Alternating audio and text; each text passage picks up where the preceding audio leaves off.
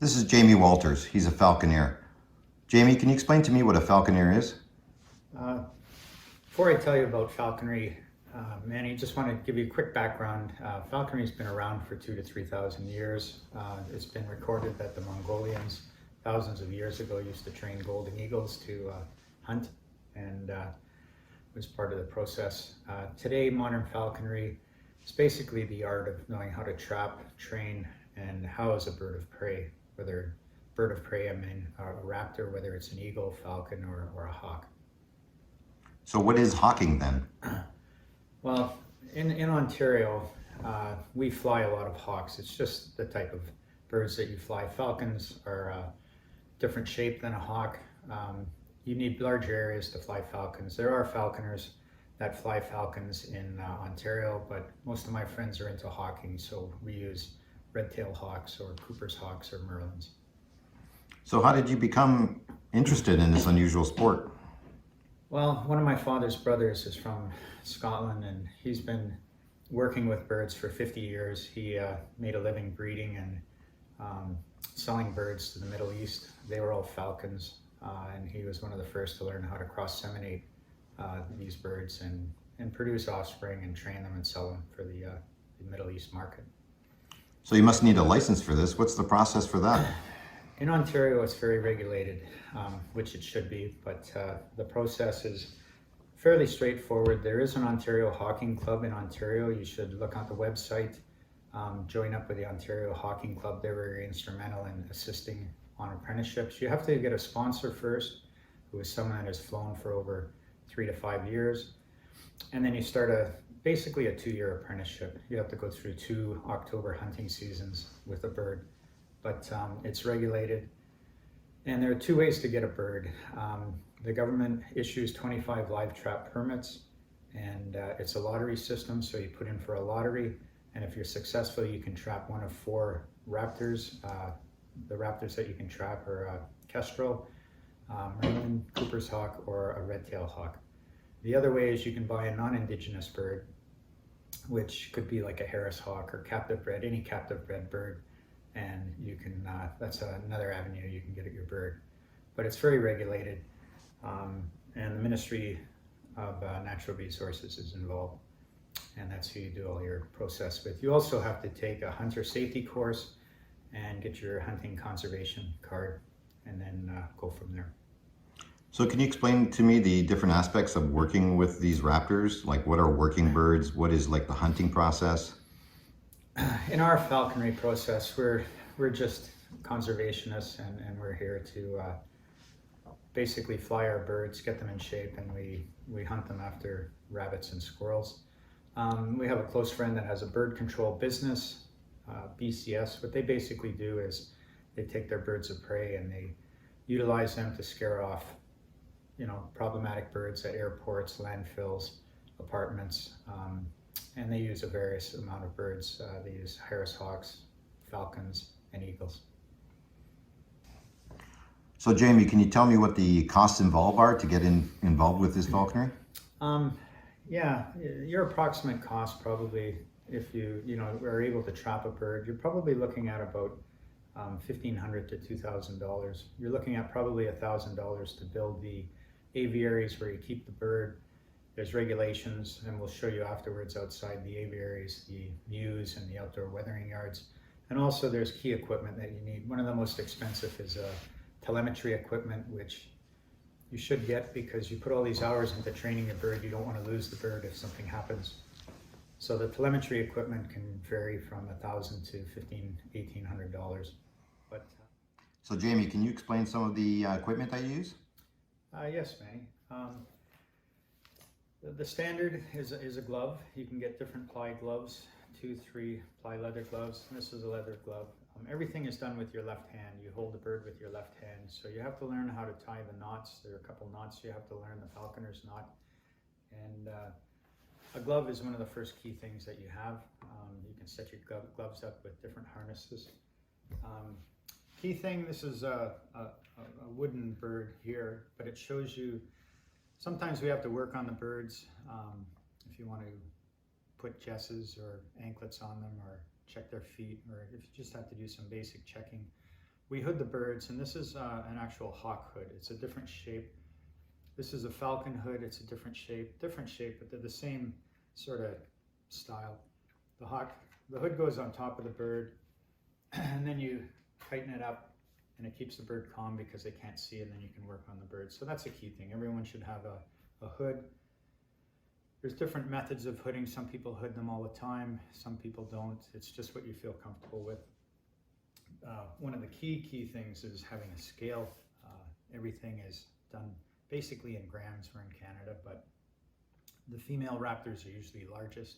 The birds that we deal with are red-tailed hawks. So a male red-tail can weigh anywhere from 850 to 1250 grams, and a female can weigh anywhere from 1200 to 1600 grams. Is there a reason why the weight's so important? Yeah, when you get into the process of training, it's basically you train them with food, and it's food motivated training. So it's very important that you know the weight of the bird, what his true flying weight is. And when it gets cold, then you'll know how much food to give the bird each night. You keep a logbook, and then you can differentiate how much food the bird needs to intake to keep its caloric energy levels up before he goes flying. So the scale is very important, and logbooks on the scale are important. Another thing is we have a falconry vest, which is pretty good. It has the pockets. You can put your equipment in the pockets. You can put your telemetry in the back or your game, and everyone basically has a falconry bag. In the bag, you will keep things like different lures. The lure will show you outside. I didn't bring one in, but it's how you can retrieve the bird. And then basically we have when we go hunting, we take a box with us, and we have first aid supplies in here just in case something would happen, unfortunately, with the bird. We have equipment for tail mounts and stuff, but the key thing here is our telemetry. This is the receiver that goes on the bird. We clip that to the foot on the anklet. You can put a tail mount on the bird, and you can clip this to the tail mount. The other key thing is having a bell. Believe it or not, they're very hard to see in the wild, so when the birds are in the bush, this bell gives them away, and it tells us basically where they are. We also have our main receiver for our transmitter for our telemetry, and just some more first aid equipment. Honey is a good first aid ointment to put on a bird if they get cut or anything by squirrels. Honey is a good natural preservative. So that's basically, I haven't shown the jesses or the leashes or anything that goes on the bird. We'll show you that later when we go outside with the bird. Okay, what do we have here, Jamie?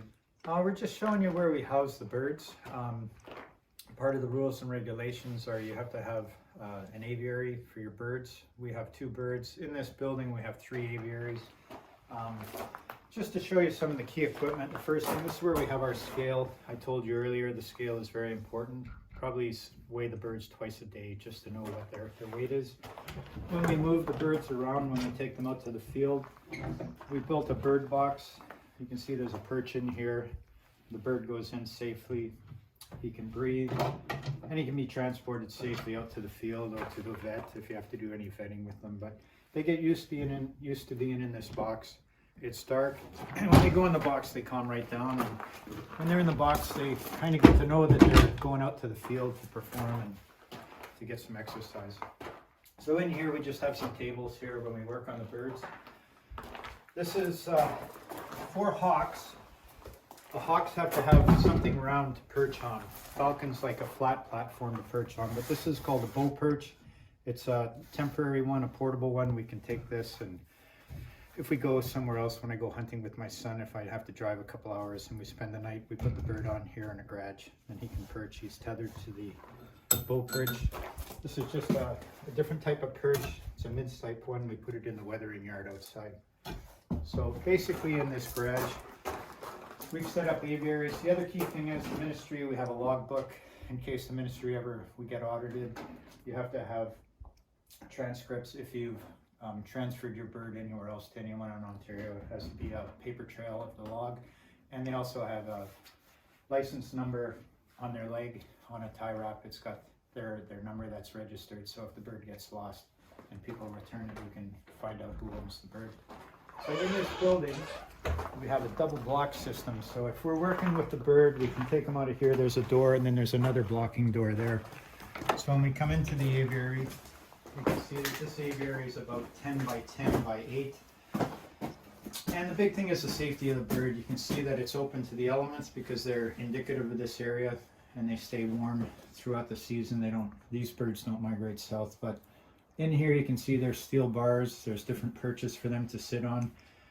The birds free loft in here, which means they're not tethered and they can jump back and forth. That does not get them in shape. We have to take them out to fly them to get into shape, but it's a good, humane way to keep the birds. It's safe. They can't get cut in here, and their plumage won't get ruined in here. So the key thing is having open ventilation, clean, a water supply in case they want to bathe or have a drink. And just the key thing is keeping it clean. We did have Harris hawks for the first year, so that perch is heated. We can turn it on and it gets a little warm, so the non-indigenous birds that don't have the plumage to keep them warm in the winter, they can sit on here, and it's a heated perch. So basically you can see it's safe in here.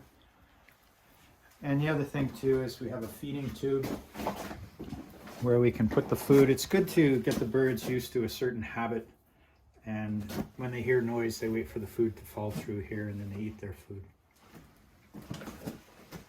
So that's one of the aviaries.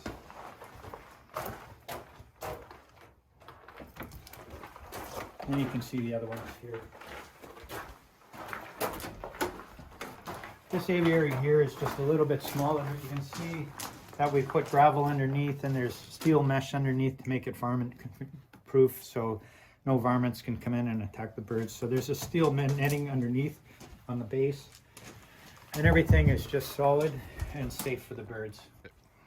So right now Manny's outside, and we're looking at what's called the outdoor weathering yard, another safety feed. It's good to get the birds outside, get some vitamin D.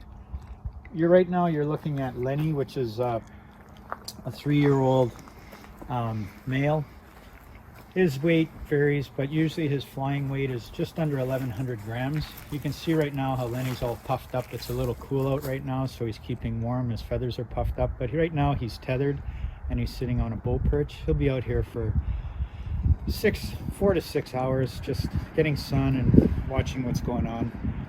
In this outdoor weathering yard, you can see that it's about an 8 by 8 by 10 dog pen with a top screen on top. The screen's very important because we don't want the wild raptors to come down and stoop down on our birds, but it keeps them safe from other varmints and animals. We don't leave them out overnight, just during the day.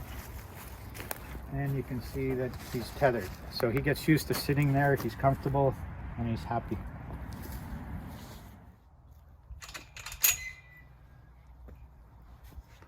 So this is Lenny. He's a male.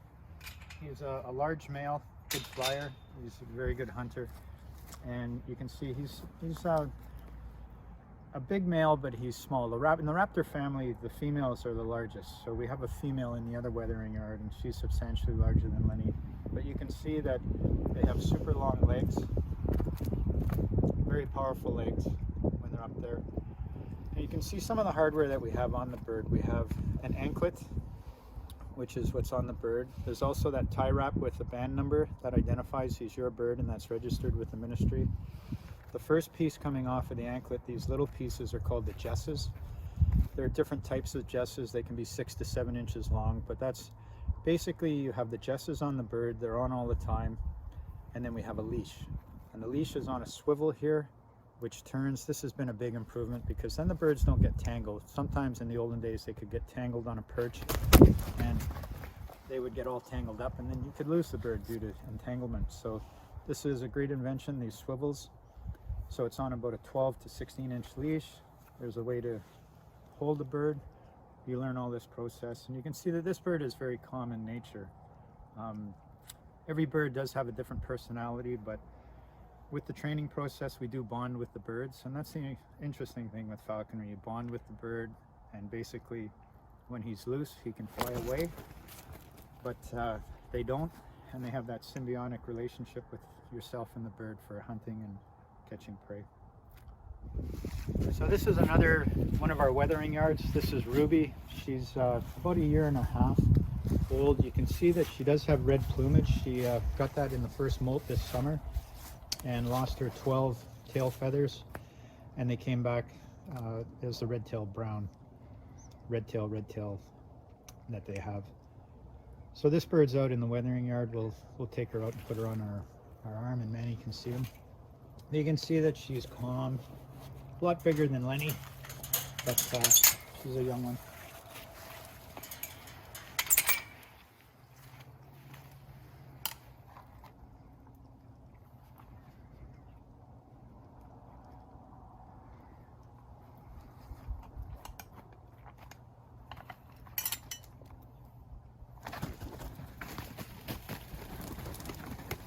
When a bird flies like this, they call this baiting.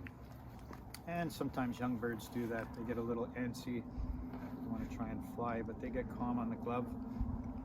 Being filmed is something new for this one, so she might be a little nervous, but usually she's got a good temperament. And that's what part of the process is when you get the birds, you want them to get used to you, and you walk around with them, and you carry them on your left arm. You can see that this one has got huge legs again, and she's just calm. And you can see the plumage on the back. That's a big thing on care of the bird, to make sure the plumage doesn't get beat up and broken.